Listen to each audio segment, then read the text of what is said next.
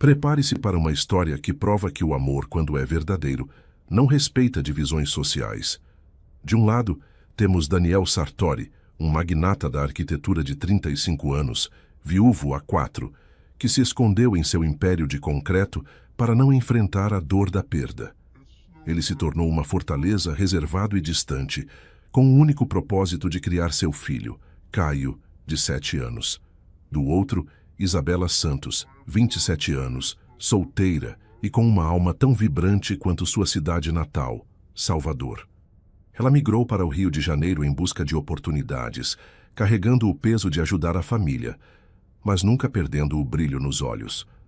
Sua vida é um ciclo de sacrifícios e resiliência, sempre com um sorriso no rosto.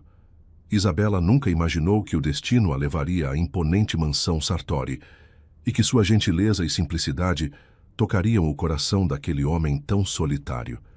O amor, porém, tem seus próprios planos.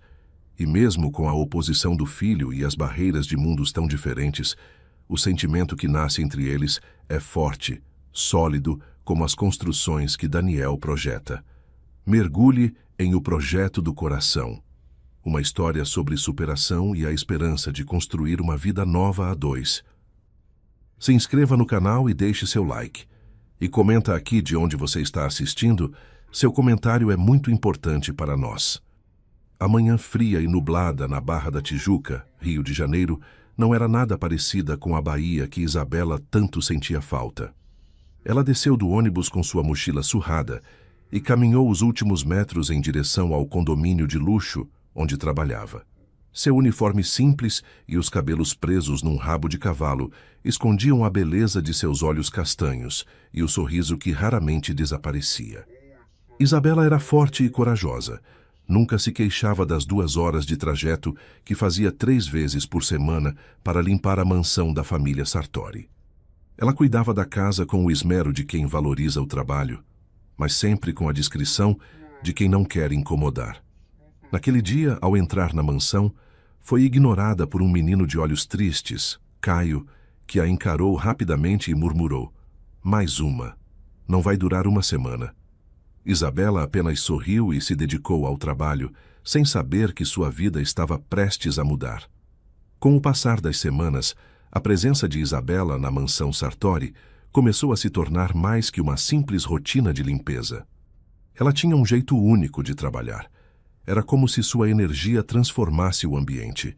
O silêncio pesado que pairava na casa, carregado pela ausência da esposa de Daniel, foi sendo discretamente preenchido por uma sensação de ordem e, sutilmente, de paz. Daniel, que passava a maior parte do tempo em seu escritório no andar de cima, começou a notar a dedicação da faxineira. No primeiro dia, ele a viu cantarolar baixinho uma melodia alegre enquanto limpava a estante de livros, e o som, tão incomum naquele lugar, o fez parar por um instante. Depois, foi a atitude de Isabela com Caio que o pegou de surpresa. O menino, ainda mergulhado em sua tristeza e com a resistência infantil, por vezes tentava sabotar o trabalho dela. Certa tarde, ele escondeu o esfregão de limpeza, esperando que ela se irritasse e fosse embora. Em vez de reclamar, Isabela simplesmente pegou um pano e com um sorriso disse: "Não se preocupe, Caio, a gente dá um jeito." E continuou o trabalho de joelhos. Daniel, observando a cena de longe, sentiu um nó na garganta. Aquela mulher era diferente. Ela não buscava atenção nem demonstrava pena. Apenas fazia o que precisava com dignidade e uma quietude que o intrigou. O ponto de virada veio quando Daniel, sobrecarregado de trabalho, ficou até tarde no escritório. Exausto, ele deitou a cabeça na mesa sem forças para levantar. Sem fazer barulho, Isabela entrou com uma xícara de café quente e um pedaço de bolo de fubá. "Meu avô dizia que nada como um café com bolo para reorganizar as ideias", ela disse com suavidade. Ele ergueu a cabeça e, pela primeira vez, a olhou de verdade. Seus olhos castanhos eram gentis e seu sorriso era um convite para o alívio. Naquele momento, Daniel viu mais do que a faxineira. Viu a mulher por trás do uniforme. Eles começaram a conversar, primeiro sobre o clima, depois sobre o trabalho, e pouco a pouco a história de suas vidas. O respeito entre eles se transformou em admiração. Aos poucos, o café no escritório se tornou um ritual. Isabela passava a ter conversas mais longas com Daniel, que se abria de uma forma que não fazia há anos. Ela contou sobre sua família na Bahia, sobre o motivo de sua mudança e a paixão que sentia por sua terra. Ele, por sua vez, revelou a solidão que sentia e o esforço de ser pai e mãe para Caio. O respeito se transformou em carinho, a admiração em um sentimento mais profundo. A cada conversa, a barreira social entre eles parecia menor. Mas a resistência de Caio, que antes era uma barreira silenciosa, começou a se manifestar de forma mais clara. O menino, que antes a ignorava, agora implicava com ela, escondendo seus panos ou derrubando propositalmente coisas no chão. Certo dia, Daniel presenciou Caio chamando Isabela de apenas a faxineira. A frase o atingiu como um golpe. Ele se abaixou para ficar na altura do filho e o encarou com firmeza. Caio, Isabela merece respeito. Ela é uma pessoa boa que cuida da nossa casa e agora é muito importante para mim. Você vai tratá-la com a gentileza que eu espero de um homem de verdade. Caio cruzou os braços e disse, com a voz embargada, mas ela não é a mamãe. Daniel respirou fundo. Não. E ela nunca vai ocupar o lugar dela. Mas ela conquistou um lugar especial aqui, não por obrigação, mas por amor. Um amor que também me faz feliz. Naquela noite, Daniel sentiu que não podia mais esconder seus sentimentos. Ele ligou para Isabela e a convidou para jantar. Ela hesitou com a voz carregada de incerteza. Daniel, nós dois sabemos que isso não vai dar certo. Sua vida é de luxo, a minha é de luta. Seu filho não gosta de mim. O que as pessoas vão pensar? A honestidade de Isabela desarmou-o. Eles vão aprender a gostar, e as pessoas não importam. Eu te amo, Isabela, e não vou desistir de nós por medo. Ela, que sempre foi forte, sentiu os olhos marejarem. Era tudo o que ela sempre sonhou, mas nunca acreditou ser possível. Aquele convite representava não apenas um jantar, mas a chance de uma nova vida. O primeiro encontro oficial de Daniel e Isabela aconteceu longe dos olhos da mansão Sartori. Ele a levou a um restaurante discreto e charmoso. Isabela, que havia trocado o uniforme por um vestido simples, mas elegante, sentia-se um pouco deslocada, mas a segurança que a presença de Daniel lhe transmitia a acalmava. Eles conversaram sobre o futuro, os sonhos dela de abrir uma pequena loja de artesanato e a paixão dele por criar projetos que transformassem a vida das pessoas. Naquele jantar, Isabela não era a faxineira e Daniel não era o patrão. Eram apenas um homem e uma mulher descobrindo o amor. Depois de alguns encontros, Isabela tomou uma decisão. Ela não poderia mais trabalhar como faxineira na mansão. A posição de subordinação não combinava mais com o relacionamento que estava florescendo. Daniel a apoiou imediatamente, não apenas a compreendendo, mas também a incentivando a seguir seus próprios sonhos. Ele queria que ela se sentisse livre, uma igual. Em uma tarde, ele a chamou para o escritório e, com cuidado, explicou a Caio que Isabela não estava mais ali para trabalhar, mas sim para fazer parte de suas vidas. Isabela não está aqui para substituir ninguém, filho. Ela me faz feliz e eu quero que você conheça o coração dela como eu conheci. A mudança, no entanto, não foi fácil. Isabela começou a passar mais tempo na mansão, mas Caio ainda mantinha a distância. Ele raramente olhava para ela, e quando o fazia, era com a mesma tristeza e desconfiança de antes. Isabela entendia a dor do menino, e em vez de forçar uma aproximação, ela respeitava o espaço dele. Sua arma era a gentileza silenciosa. Um dia, Caio, irritado, derrubou suco no tapete da sala. Isabela não o repreendeu, apenas se abaixou, limpou a bagunça e, sem dizer uma palavra, trouxe um copo de água para ele. A paciência dela começou a quebrar a casca dura do menino, uma pequena rachadura por vez. A história de amor de Daniel e Isabela estava avançando, mas a aceitação total ainda era o maior desafio a ser superado. O tempo, que era a barreira mais difícil de ser vencida, começou a trabalhar a favor de Isabela. Pequenos gestos de cuidado e afeto, dados com paciência e sem esperar nada em troca, gradualmente amoleceram o coração de Caio.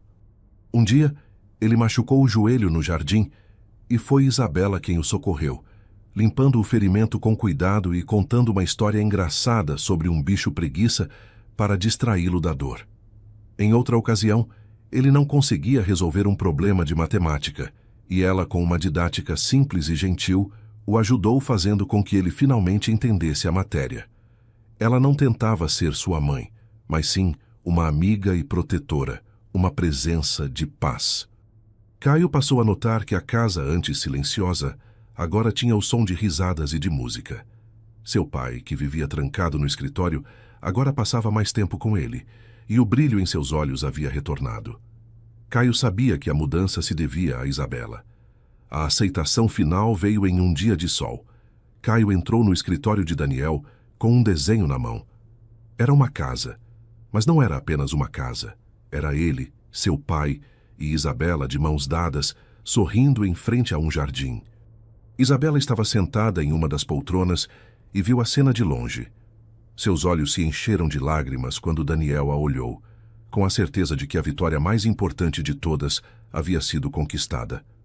Meses depois, Daniel, em uma cerimônia íntima no jardim da mansão, pediu Isabela em casamento.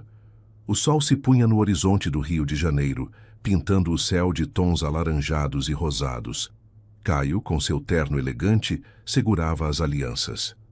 O momento de Daniel e Isabela trocando os votos, com Caio como testemunha principal, foi o retrato de uma família que se reconstruiu com base na paciência, no respeito e, acima de tudo, no amor. Isabela não era mais a faxineira, e sim a arquiteta de um novo lar, onde o amor verdadeiro havia finalmente encontrado seu lugar. A vida de casados de Daniel e Isabela, em vez de um final de conto de fadas, foi o início de uma nova jornada, cheia de aprendizados. Viver em tempo integral na mansão Sartori apresentou a Isabela um mundo de desafios. A equipe de funcionários mais antigos, acostumados à rotina regida pela esposa falecida de Daniel, olhava para a nova senhora da casa com desconfiança e até mesmo desprezo silencioso. Isabela sentia o peso desses olhares, a cobrança de provar que era digna daquele novo papel. Uma noite, ela desabafou com Daniel. "Eu sinto que eles ainda me veem como a faxineira." Ele a abraçou e respondeu: "Você é minha esposa e é só isso que importa. Com o tempo eles verão a mulher incrível que eu vejo todos os dias." Com a mesma resiliência que a trouxe do interior da Bahia até ali, Isabela começou a conquistar o respeito de todos. Ela não se impôs como patroa, mas se aproximou de cada um aprendendo os nomes e as histórias de vida. Ela se tornou uma líder empática, mostrando que o coração daquela casa era o amor. A transformação mais significativa, no entanto, foi com Caio. Ele passou a chamá-la de Mãe Isabela, de forma espontânea, enchendo o coração de Daniel de uma felicidade que ele não sentia há anos. Os anos se passaram. A casa, antes um lugar de silêncio e luto, tornou-se um refúgio de risadas e vida. Daniel e Isabela aprenderam a lidar com as diferenças de seus mundos e a fortalecer o amor que os unia. Então, veio a surpresa final. Isabela, sentindo enjoos e um cansaço atípico, fez um teste de gravidez. Ela mostrou o resultado a Daniel, que se emocionou profundamente. A notícia foi celebrada por toda a mansão, incluindo os funcionários que, um a um, a abraçavam e a parabenizavam com lágrimas nos olhos. Meses depois nasceu Miguel, um menino de olhos grandes e brilhantes, que uniu ainda mais aquela família já reconstruída com tanto carinho. Isabela, agora mãe de 2, olhava pela janela da mansão. Segurava Miguel nos braços enquanto Daniel a abraçava por trás, e Caio corria pelo jardim. Era o retrato da felicidade. O projeto do coração havia sido finalizado. O amor que floresceu em meio à poeira e ao preconceito superou todas as barreiras. Isabela, a mulher solteira e guerreira, tornou-se a arquiteta de um lar que provou que o amor verdadeiro não conhece status social.